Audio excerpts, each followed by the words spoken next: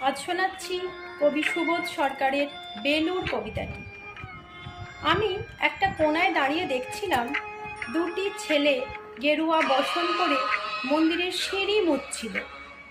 এত মন দিয়ে আমি কাউকে সিঁড়ি মুছতে দেখিনি, এত ভালোবাসা দিয়ে আমি কাউকে ধুলো তুলতে দেখিনি। সিঁড়ি নয়, যেন জননীর ত্বক থেকে ধুলো তুলছিল। এইভাবে সিঁড়ি থেকে ধুলো মুছতে আমি কোথাও দেখিনি। স্থিতপ্রজ্ঞ মহারাজকে জিজ্ঞাসা করলাম, এই ছেলে দুটি কে?